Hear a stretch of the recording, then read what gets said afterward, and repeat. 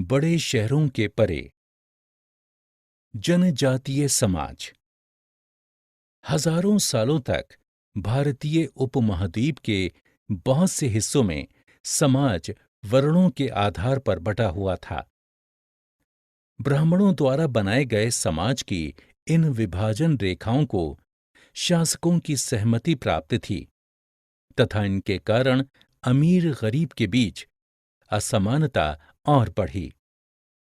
दिल्ली सल्तनत तथा मुगलों के अधीन सामाजिक वर्गों के बीच की खाई और गहरी हो गई। इसी काल में इस उपमहाद्वीप में एक जनजातीय समाज अस्तित्व में था।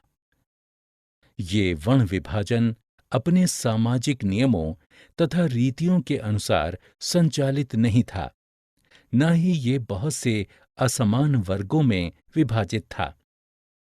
अपनापन या नातेदारी के संबंध या अपने कबीले यानी कुल के प्रति वफादारी प्रत्येक जनजाति के सदस्यों को एक दूसरे से आपस में बांध कर रखती थी।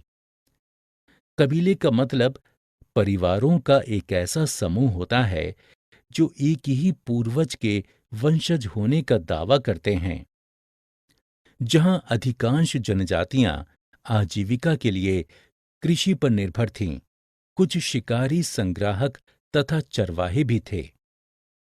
ये कबीले अपने इलाके के प्राकृतिक संसाधनों का अधिकतम दोहन करने के लिए इस प्रकार की मिश्रित गतिविधियों में भागीदारी करते थे। ये खाना बदोश जनजातियां एक से दूसरे स्थान पर घूमती रहती थीं। जनजातीय समूह भूमि तथा चारागाहों पर सामूहिक या संयुक्त रूप से नियंत्रण रखते थे तथा इसी नियम के आधार पर परिवारों के बीच इनका बंटवारा करते थे।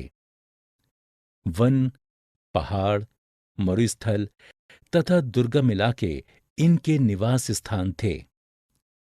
कभी कभी जाति विभाजन पर आधारित समाजों से टकराव के बावजूद ये जनजातियां अपनी आजादी को बरकरार रखने तथा अपनी अनोखी यानी अलहदा संस्कृति को बनाए रखने में कामयाब रहीं। बहुत सी जरूरतों के लिए इन जनजातियों तथा जाति आधारित समाजों की एक दूसरे पर निर्भरता के कारण समाज में एक बदलाव देखने को मिला।